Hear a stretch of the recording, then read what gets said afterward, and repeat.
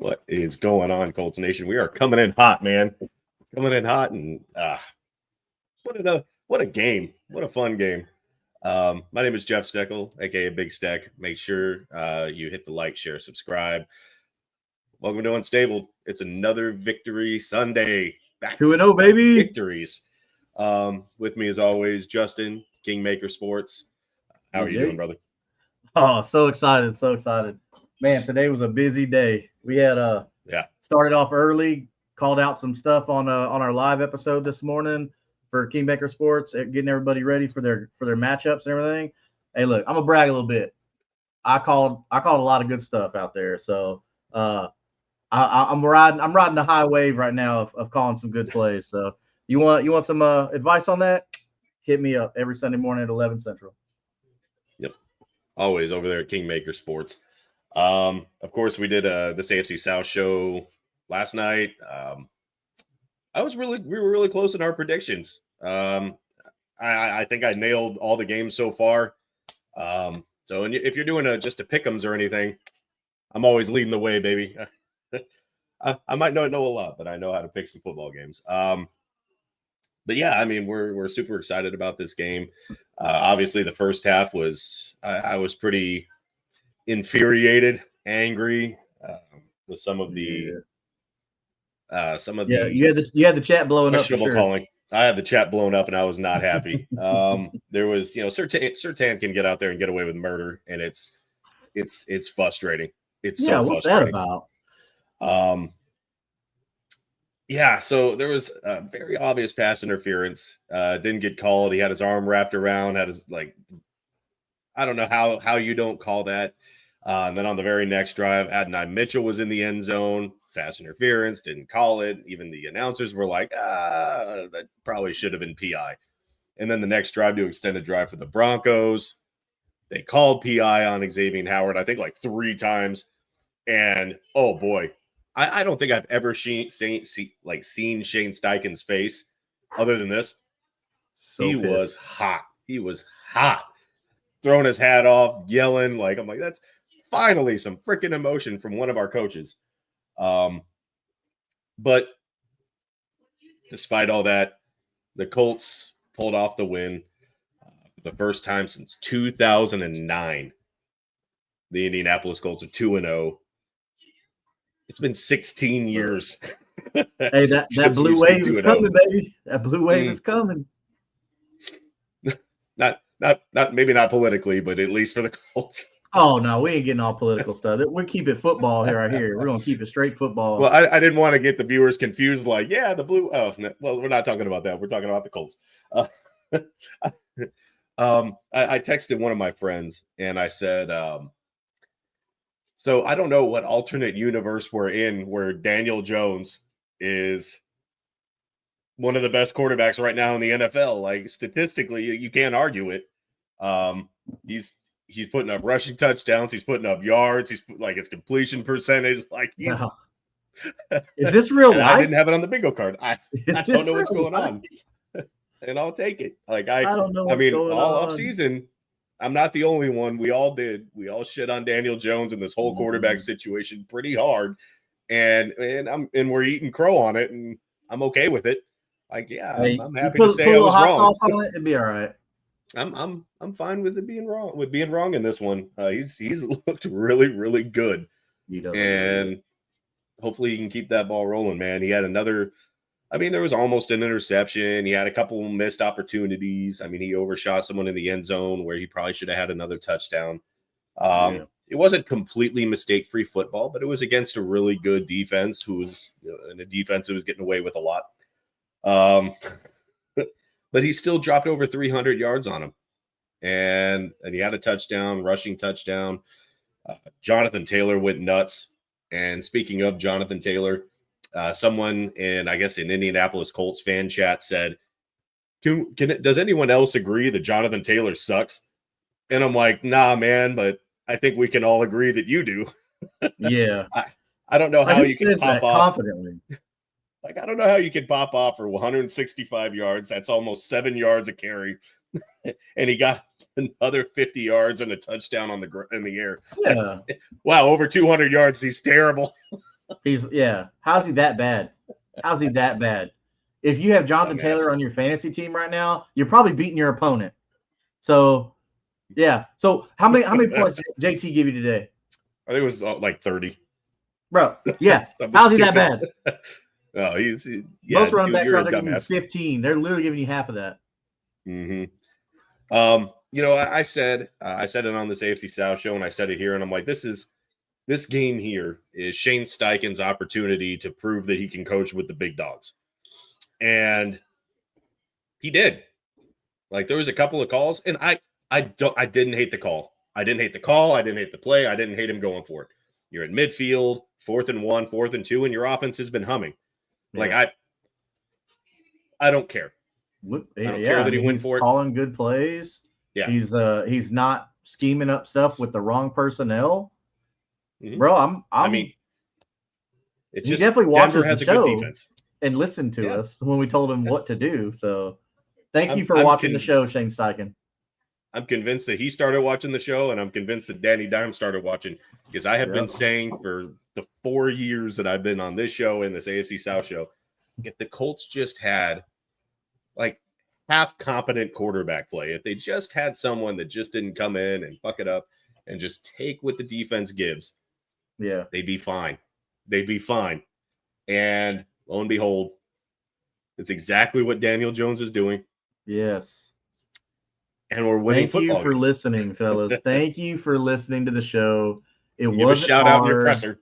Yes. Tell them the boys over at Unstable, they got you covered. The boys on Unstable know what they're talking about. Mm-hmm. But I mean, the Colts needed. I don't say they got a little bit of help at the end. I mean, it was a penalty on the field goal that Schrader missed. I mean, it is unsportsmanlike conduct. It is a penalty. And he made it. He hit the game winner. Schrader 5 for 5. He hasn't missed. He's been pretty automatic, and he's hit some from 50. Something Matt Gay apparently still struggling with. I wonder how they're liking the Matt Gay experience. Where's he in Washington? Yeah, but I'm sure they're not liking the experience either. But yeah, Jonathan Taylor went off. Daniel Jones did his thing. Tyler Warren's looking good. I still want to see him get in the end zone, but he's looking good. Yeah, you predicted it. He'd get his touchdown today, but that didn't happen. But look, man, Tyler Warren is on a good pace.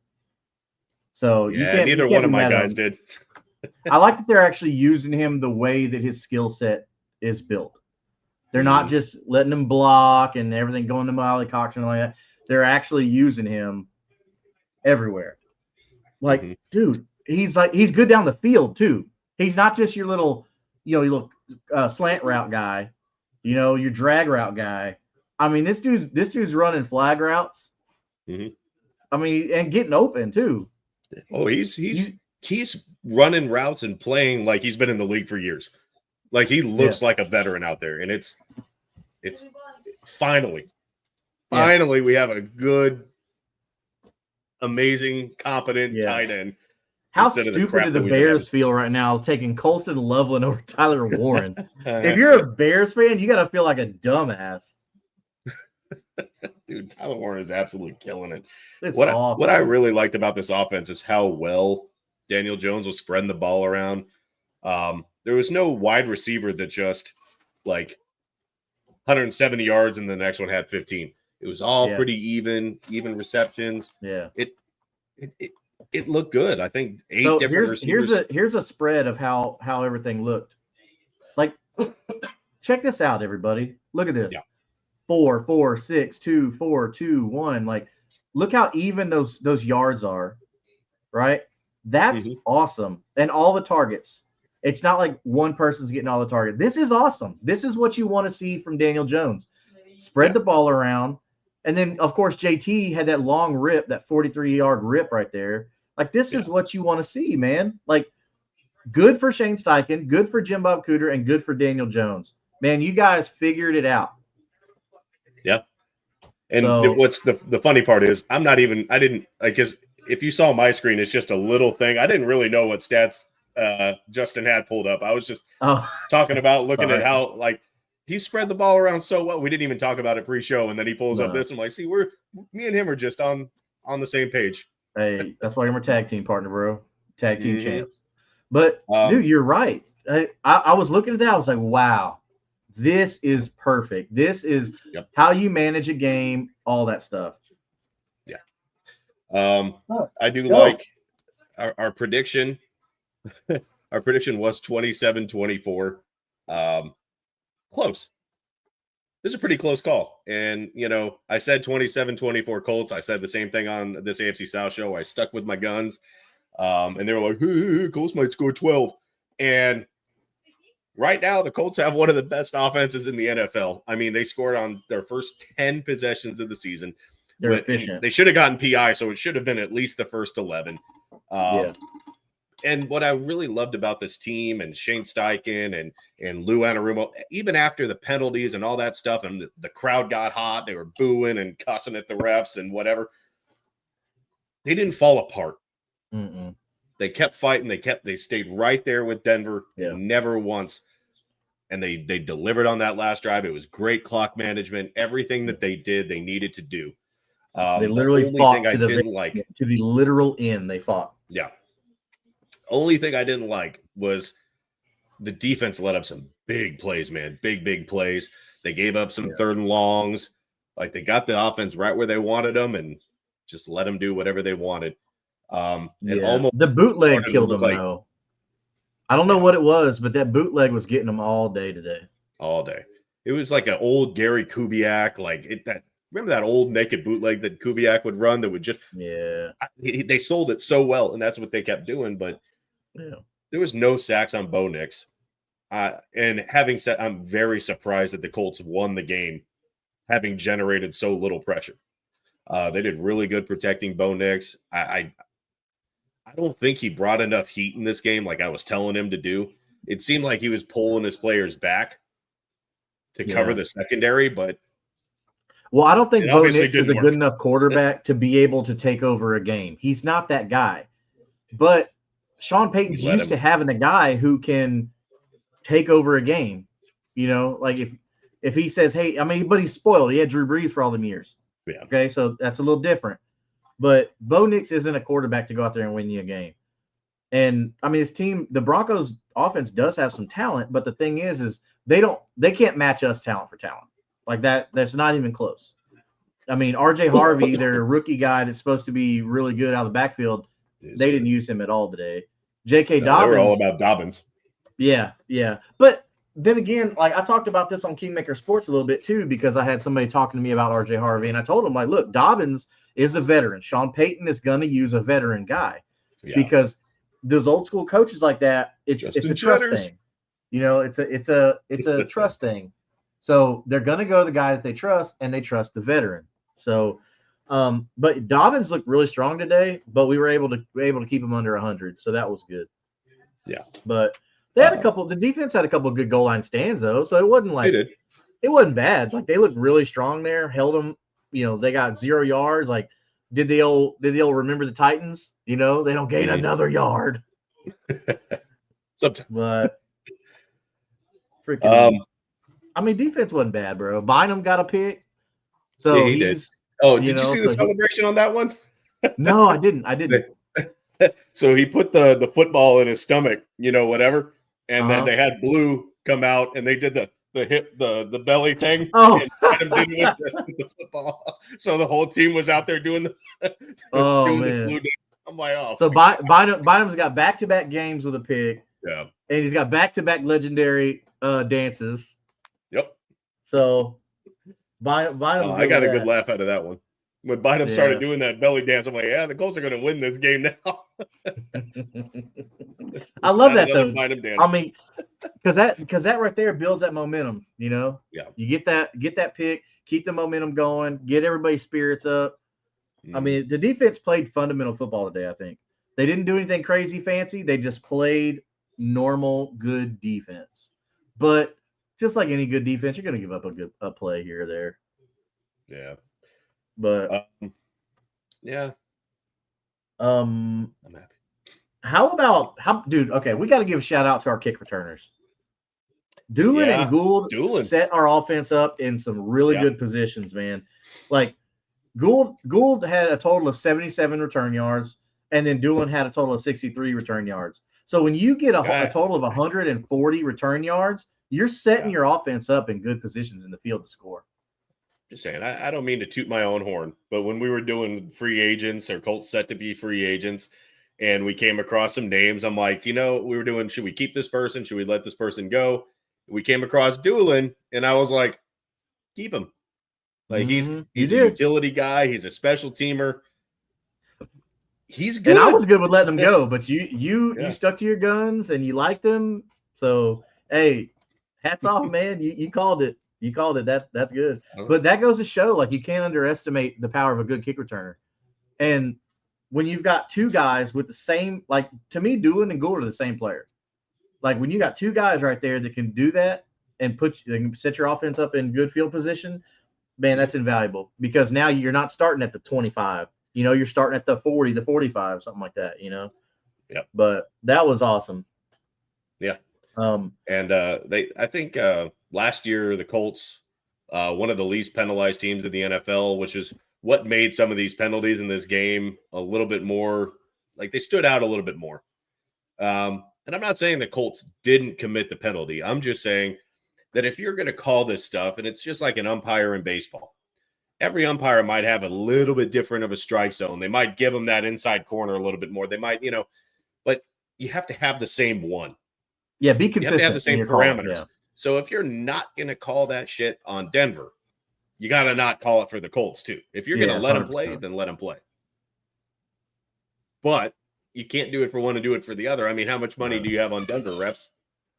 It did seem like the refs there for a while, they were calling, like, they were riding Xavier Howard. It seemed like it's like for like 4 back-to-back plays, it seemed like they were just calling Xavier Howard. Almost like it was weird. But I mean, I'm not saying like scripted or nothing like that. I'm not saying that, but it's almost like maybe he said something to one of the officials and then the official didn't like it, so he was just going to throw flags on him or something. There was a couple of them that were actual legit calls, but there was a couple I'm like, nah, dude, that's dumb. And to point out what you were saying about maybe he said something, I'm sure things were said, because he had that first interference that the ball was like 5 yards away and almost uncatchable ball. Yes. And they called it on, and that's when Shane Steichen got hot, and the whole crowd started booing, like, what the boo? Bro, it was a good 3 yards away. Yeah, and in the ground. Like the receiver was breaking in the opposite direction. So much so that Xavier Howard, the receiver was over here, and Xavier Howard lunges this way, like, because it's 3 yards away. Like, it's he's trying to dive for the ball. Right. So how is that? I don't understand that. That didn't make sense to me at all. And I would, and to your point, I would believe that Xavier Howard got up and probably mouthed something to the official. Like, what the fuck are you calling that for? And not like chirping. I'm sure 100%. He probably, I'm sure he ruffled some. Yeah. And what we see though nowadays is, like, officials, man, they'll make it about them.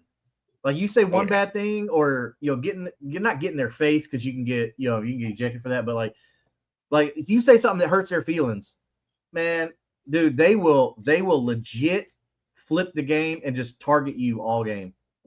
Yeah, look at the umpires and shit in baseball. It's the same thing. Yeah.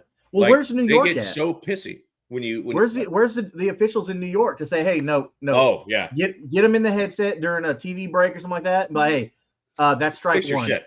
Yeah, this is BS. Don't do that. This is not, because now you're being detrimental to the quality and the integrity of the game. Yeah. Okay. I almost said fuck it, turned it off and started playing like Resident Evil or something.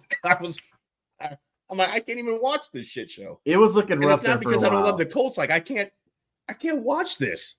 Yeah. Like, you're putting out content that's garbage. Like, yeah. Well, I'm glad it didn't last past that drive though. Like, whatever it was, I guess the official finally said, all right, hey, we're dude, good. Back off. Right. So that had me nervous. I got to be nervous. Yeah, and and then historically with the Colts, that's when the wheels would start to fall off. And it didn't. They did score on that drive. But it's like, no, they kind of put their foot down and kept scrapping, man, and it worked. Yeah. It's well, just so I just wanted to see more back pressure. when I was playing, our coach would just say, "Hey, put your foot on their neck and don't let up. Yep. Just stay on the gas, pretty much. Keep going." Yeah, exactly. Man. So having said that, and I would be remiss not to talk about how the rest of the AFC South fared today. Obviously, the Texans have yet to play. Eric's watching First too. one, it was never the Titans. I don't know what the score was. I know they got. It wasn't pretty. I don't want to give the wrong. I can't remember what the score. 33-19. Yeah. I don't know what I said. I think I put the Titans at 13. I can't remember what I said on the AFC South, though. It had to have been something like 34-19. I think someone said 33-9, so it was close. I don't know if anybody. Hopefully, nobody picked the Titans to win this game. Of course, Andrew did. Okay, that's okay. So, look, everybody watching right now here on Unstable, Jeff and I are very real about our team. Okay, Obviously, if we are going to play the Eagles, we're not going to pick ourselves to win because we understand the Eagles are a far superior team. Okay, we're real about that. Okay, yes, maybe fans don't want to hear that, but we like to be real on this show. So if we were Titans fans, why on earth would we say, "Oh yeah, we're going to beat the Rams"? The Rams got one of the best defenses in football, first off, and your offensive line is so many water. weapons on offense. So that's ridiculous. I'm gonna give Andrew a bunch of crap for that. Andrew, if you're watching, bro, you got to do better. And on the AFC South show, you know how they always go around and give our predictions for every game. I did have this game a high scoring game. I had the Bengals winning, and I think I had them winning by 3. So I was close. But no, the Bengals won, and it wasn't at all how I thought they would do it. The very fact that Joe Burrow didn't play and they still put up numbers. There's some problems in Duval, like some big problems in Duval right now. To let Joe Burrow's backup absolutely torch you. Bro, Browning put up Joe Burrow numbers. Yeah. So if you added Joe Burrow's numbers to Browning himself had 241 passing yards and 2 TDs. So if you give Joe Burrow 76 yards and his touchdown, bro, you can't let a backup quarterback come in and do that. They won, and he threw 3 interceptions. Browning did. Yeah, and they still won. How did you still win this? Oh my God! Well, that's because both defenses are horrible. I spoke this morning on the Kingmaker Sports show that we have every Sunday morning at 11 a.m. Central to get everybody ready. The start sits, any roster questions, things like that. I told him, look, both defenses are horrible. Fire up all your Bengals. Just play all of them, right? So Jamar had a game. T. Higgins had a game. Nobody started Jake Browning for obvious reasons because you had Joe Burrow. But that was one of the things. I was like, look, this is going to be a high-scoring game. So somebody's going to get the points because both defenses are horrible. And, hey, guess what? It was a high-scoring game because both defenses were horrible. Both defenses are horrible. Yeah. So they put up, what was that, 58 points? Like, come on, dude. I definitely took the over, and I did. Definitely I did. Yeah, there you go. Listen to old Jeff, man. Sometimes he knows what he's talking about. But and the reason that I bring all this up is because right now the Colts are going to sit alone. No matter what happens with the Texans, they're going to sit alone atop of the AFC South. That's a good feeling. I have a feeling it is in Houston. I think I took the Bucs to also win this game in a low-scoring game. Team, dude. I took the Bucs to win, and I just said because I like Mike Evans that much. Mike Evans that was my X factor. And Baker Mayfield they have a connection right now, man. Like they're I think the Colts it. Might be the only team. I predicted it in this AFC South show. I said I think the Colts might be the only AFC South team to win, and on every forum, and I thought I was crazy and stupid. Yeah. Texans have a real shot at going 0-2 to start this year. And that would be insane, man. Yeah. That'd be insane. I mean, all I'm saying is that week 18 might have a lot more meaning than you and I This thought. game is split right down the middle. I mean, the spread's like 2.5 points according to ESPN. Yeah. So this game could literally go either way. It could, but you got to look at the skill on each side. The Bucks have a better run game than the Texans. I don't trust the Texans' run game. So when it comes time for Colts versus Texans, I don't trust the Texans line. No, they're like so. If anybody looked at the offensive line preseason rankings, the Colts were the only one in the top 10. Everybody else was like in the bottom 5, bottom 6, 20, 25. Like yeah, like they were down there. Yeah, I'm curious to see, like, a lot of people have been texting me and stuff like that are fans. You know, I guess there's fans from all other teams. They're like, dude, was Daniel Jones the answer all along? I don't know. He's looking pretty good as a manager, but right now it does look like Ballard is kind of taking the bunny out of the hat kind of thing. Because I don't know where, the Giants were shit, but usually a really good quarterback can mask some of. Just ask Andrew Luck. Can mask a lot of deficiencies on a team. Bro, he had to cover up a horrible offensive line. Yeah, I don't think that Daniel Jones is the one that can actually put a franchise on his back and deliver wins, even though the rest of the team around him is garbage. I don't think he's that guy. No. But he's got a good team around him. We've had a good team. We've had pieces that have been there. We've just needed competent quarterback play. So and now I think what we're getting from Daniel Jones is he looked very calm last week and this week. He's not getting flustered. Even one of the best lines in football. Right. It helps. And his deep accuracy is really good. He's hitting Alec Pierce. But he's got an arm, though. Like, he's got an arm like Anthony Richardson. So it's not like you're getting somebody with a pea shooter. Like, this guy's got a cannon. But I like how they're still using him at the goal line. We saw last week when it came to 4th and short, boom, using Daniel Jones. He's a big body guy. Yeah. I mean, like him and Anthony Richardson, they're very similar. They're big body guys. He jumped that pile. Yeah. So I'm okay with it. I'm okay with using Daniel Jones in that situation, especially if it's like goal to go. Yeah. It was like 3 inches from the use him. Heck yeah. And then use JT or Tyler Warren behind you, line up behind, just do your own little tush push or whatever, like heck yeah. That was awesome. Yeah. But when you get get as efficient and good play from Daniel Jones as we have, dude, you're gonna win. What happens? Yeah. So that excites me. The fact that the Colts will be sitting alone the AFC South, top of the AFC South, and they did it without their number 1 corner and their number 3 corner in Jalen Jones. They had big plays in the secondary, and they let up some runs, and they got gashed here and there. But to pick up a win against a pretty well-coached Denver team, a really good defense in Denver, Hall of Fame coach. And it seemed like their offense finally started to put it together. I mean, it sucks that it was against us, but they put it together. And still to come away with a win, given all those factors. I mean, I feel better now than I did before the season started. Yeah. Well, and I like that they're actually using Jonathan Taylor out of the backfield. Yeah. So they're using JT the way you can, not just as a running back. You're using him as a receiver too. So you see what he can do. I mean, now you're giving him the ability to rip a 43-yarder off a dump pass instead of just running up the middle and then break a long run, which, he can do that too. But I mean, because he had a 68-yard run, he almost had it. I think it was like Ufunga or whatever that barely got him.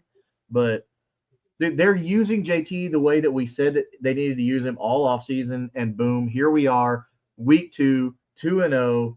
2-0. But Mr. Well Traveled himself, though, dude, like, no, hell no. I had this as a loss. Like, I thought we were going to lose. I actually said that this was a win. Only because of Sean Payton. I actually had this as a win. I have the little notes of all the win-losses that I had. I had this as a win.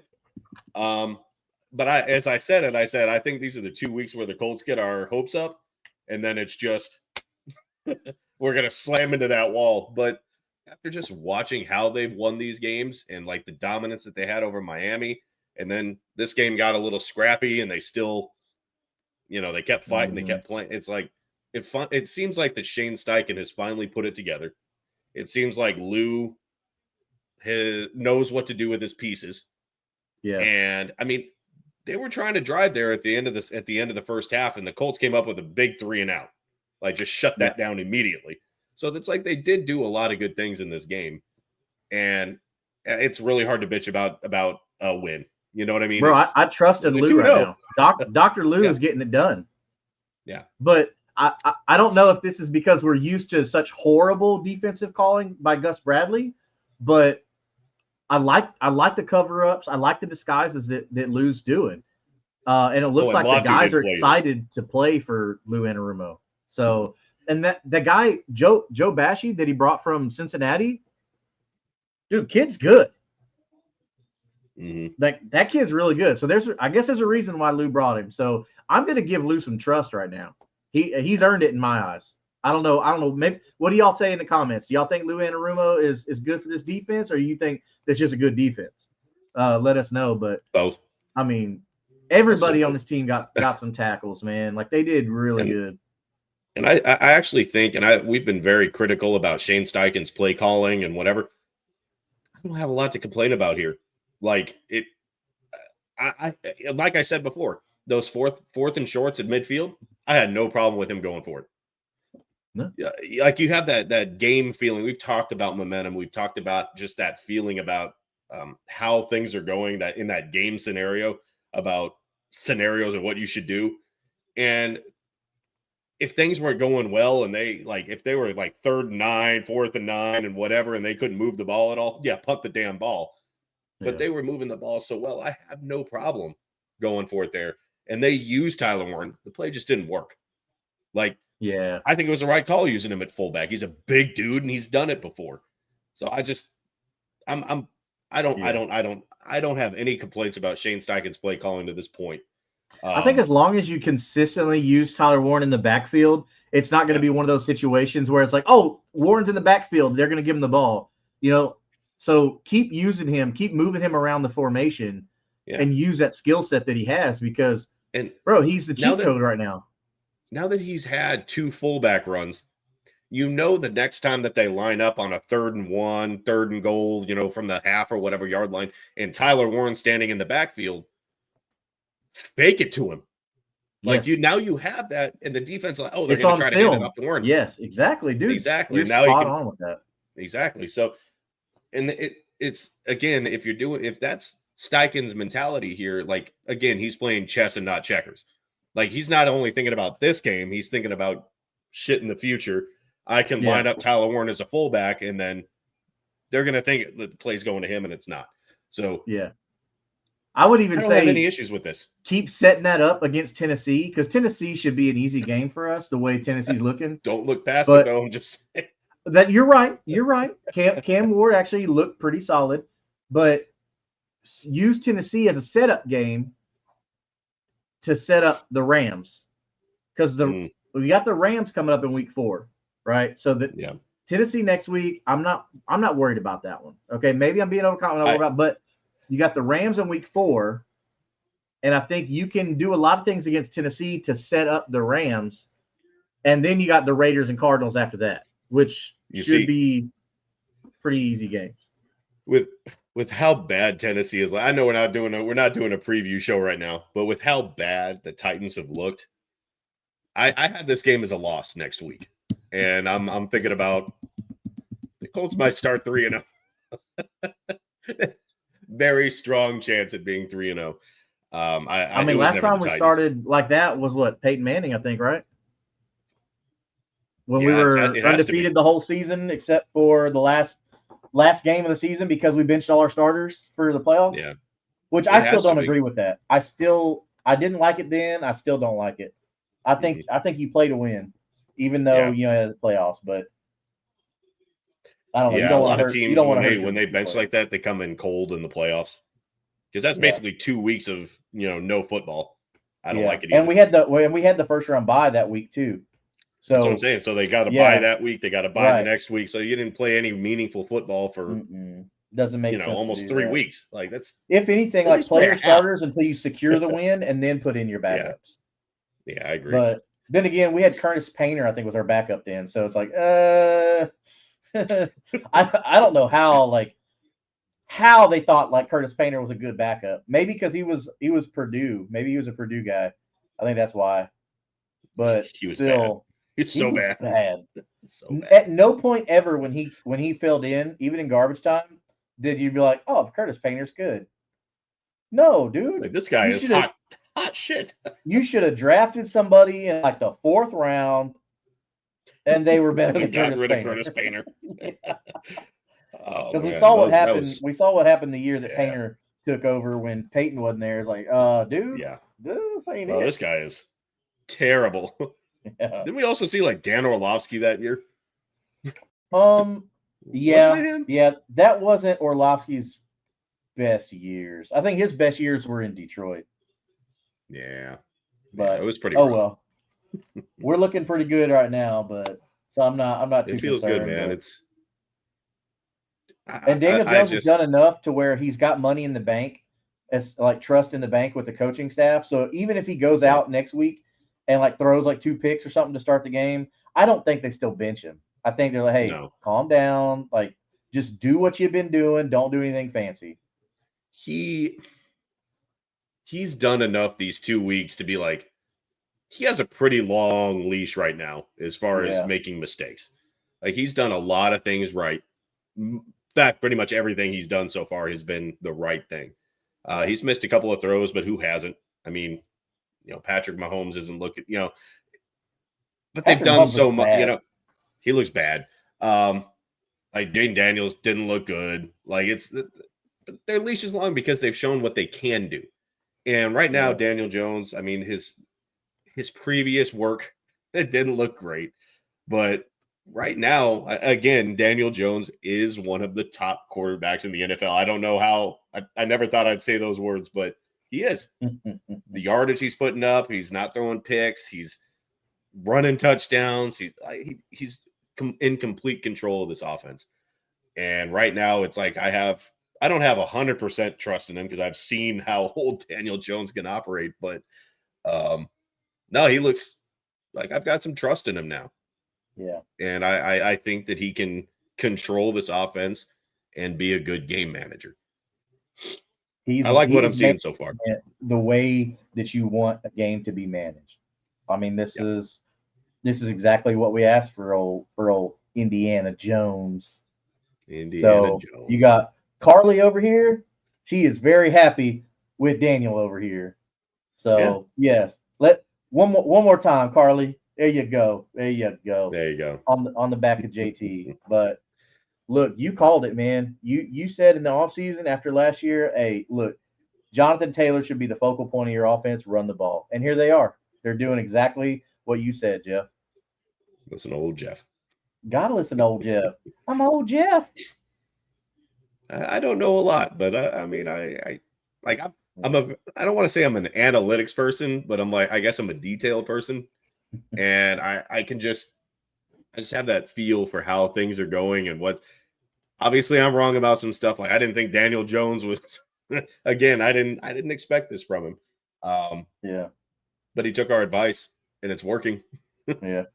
Take what they give you, and that's exactly what he's doing. And he's doing that, man. And that's awesome. And these defenses are clearly misunderestimating what Daniel Jones can do, because he's hitting these deep passes. They're there. And it's like they're not buying into his arm, and he's hitting them. He's hitting these deep passes. But also, that's what using Jonathan Taylor does too. You're pounding the rock, and then it sets up the deep ball. And then there you go. Adonai Mitchell has come on. He made some really good catches today. Yep. I'm very happy with what I'm seeing from Adonai Mitchell. He should have drawn a pass interference too. Yeah. Just saying. Yeah. So much so that I feel like Alec Pierce may not be with us much longer if they trade him, and because you're going to have to sign him. You have to pay the guy some money. So we're not going to have to worry about paying Anthony Richardson. We know we're going to save money there. I doubt that we keep Anthony Richardson after his rookie deal's up. If they even pick up his 5th-year contract, they may look to trade him towards the deadline. Who knows? Mm-hmm. Which, heck, we got quarterback. We got Brock Purdy is gone. Joe Burrow went out. So if more quarterbacks go, like they're gonna be calling. And I think if you're Chris Ballard, you got to listen at this point because At this Riley point, you have to Leonard didn't entertain it. look bad. Yeah, exactly. Riley Leonard didn't look bad. If Riley Leonard can look at Daniel Jones right now and say, "Wow, that's all I have to do. I don't have to go out here and be Riley Leonard from Notre Dame. I can just go and pass the ball to my guys and let them do all the work." Well, yeah, kid. Yeah, and I know, like we were maybe planning on this. I mean, we're at 40 minutes right now. I know we were planning on doing something maybe in a later episode. We can do a little speculation now. Now that the Colts are sitting 2-0, we're staring 3-0 in the face. What do the Colts need to do to bolster this? And I think that Anthony Richardson trade talk could aid in that. If they're right now happy with what Daniel Jones is bringing to the table, they think he might be the solution going forward. Now, I don't want to say, yeah, Danny Dimes is our quarterback for the next decade, but I'm not going to go out on that limb just yet. But if they know that Anthony Richardson isn't and think that Daniel Jones could be, like you said, we would have to entertain trade talks because, like you said, Riley Leonard looked solid. He could probably do okay in this offense. And there are going to be quarterback needy teams. Brock Purdy down. Burrow got hurt. Like you said, I think you have to entertain those phone calls. And I think the Colts could use some help. Yeah. Maybe at linebacker, corner, especially. I mean, Ward will probably be back next week. Yeah. But Jalen Jones, I don't know if he's shut down for the year for 4 games, or I don't know if they've said the severity of his injury, but I think that linebacker's corner is something you have to look at, and whether it's I don't think it'll be an Anthony Richardson for a corner, but at least you can maybe package some draft capital to get a guy. Yeah, I mean, so I think we definitely should go after corners. If we trade Anthony Richardson in a package with maybe some picks or something like that, we should go after a corner.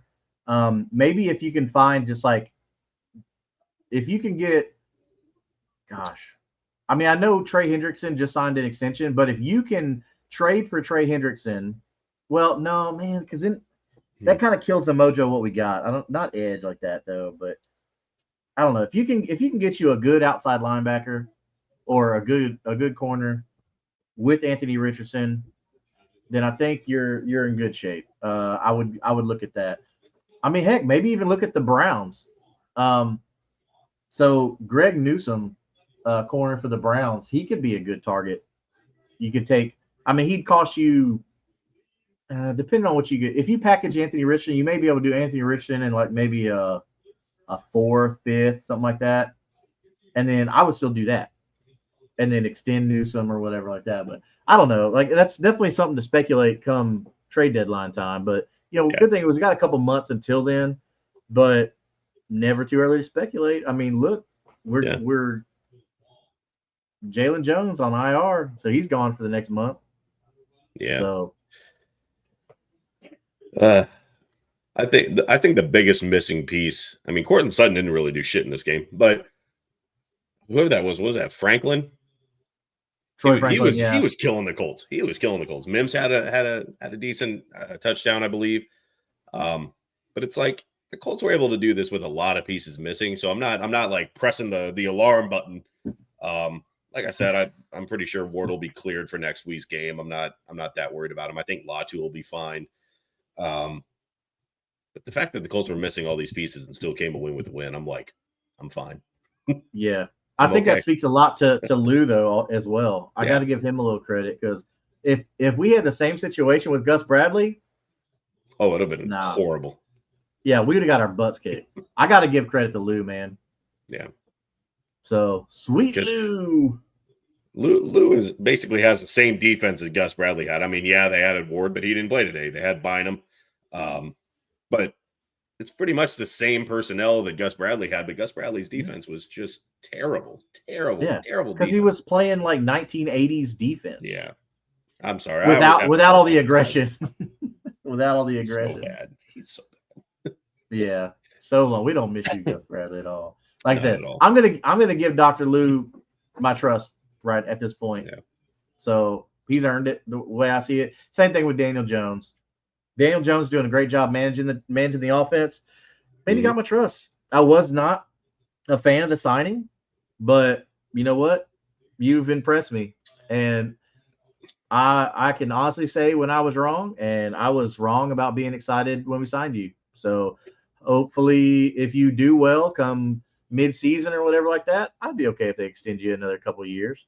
Yeah. But And, I I still covered think my you need ass a to draft a little bit. quarterback, though. I was very hard on Daniel Jones, but I covered my ass a little bit. I did say, I'm like, he might have been just a product of New York. I mean, it's a terrible team. Got rid of Barkley. I wouldn't have wanted to play there either. Like, yeah, our best player. And look at what he's doing in Philly. Like, I probably would have checked all he out had. in New All he York had was too. Barkley. So I don't. Yeah, heck yeah, I don't blame him. You I can't get probably would have excited to checked go to out. work when you're like, oh, Yeah. Saquon. Oh my God. It's just you. It's just me. Yeah. Wow, how much do they hate me? Yeah, I would have checked out. I'm not saying he checked out. I'm just saying I think like their line was terrible, defense was bad. Like they didn't have anything in New York, and I can't blame him too much for not being a productive quarterback with the Giants. I'm not saying he's going to come in and be Tom Brady. I'm not saying that that's what he's going to turn into, but if he keeps this going, he's playing his way into a contract. I mean, it's the way it is. I never thought I'd say that. I never but I thought we were getting another 1-year rental like Flacco and Rivers and Matt Ryan. I thought it was just going to be another disaster like that. And it's like, at least Daniel Jones is young. That's something to look forward to. Is he's young, and now he's well traveled. Like he's seen different offenses. He's played with different players, learned more from the league.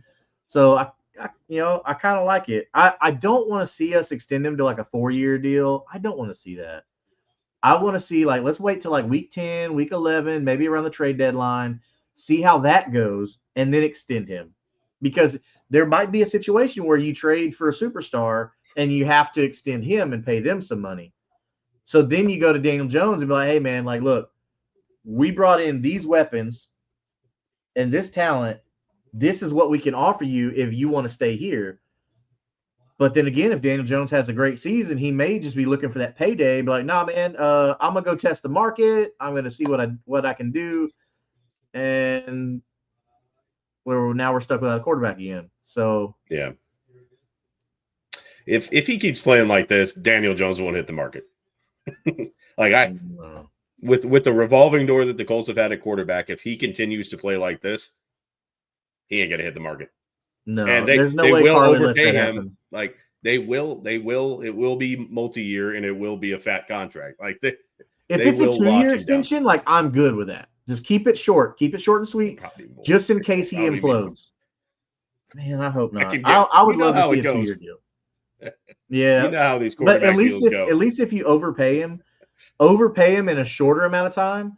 That way, next year or the year after, you can go ahead and draft a quarterback, and you don't got to worry about, we got Daniel Jones for, we're still paying him. We can't extend our new quarterback who's doing well or whatever. You don't want to end up with a Kirk Cousins situation like Atlanta over here right now. You don't want that situation because now they got all that money just sitting on the sidelines, and your rookies out there throwing passes. So you don't want that. But good thing is we got a good kicker on staff for cheap. Ain't making that Matt Gay money. Spencer Schrader's killing it, man, and Matt Gay is still being terrible with the Redskins. Real bad. Yeah, so bad right now. I'm just saying, death, taxes, and Matt Gay missing at 50+ are all the guarantees in life. Yeah. Old doinkers. But yeah, man. So we got to talk about upcoming schedule for the show. So if you're here, like, share, subscribe. Make sure you go over to Kingmaker Sports. Do the same. This AFC South show on the Curtis Podcast Network. Hit all the buttons. Do all the things. Except the dislike. Don't be a dick and hit that button. Yeah, if you don't like it, just keep going. It's fine. We'll understand. Just scroll past. But yeah, help your boys out, man. All those little things, all those clicking those little buttons, it all helps us, man. Yeah. Especially comments. Activity, the whatever is it? The algorithm loves those. Yeah. So make sure you're chatting with us.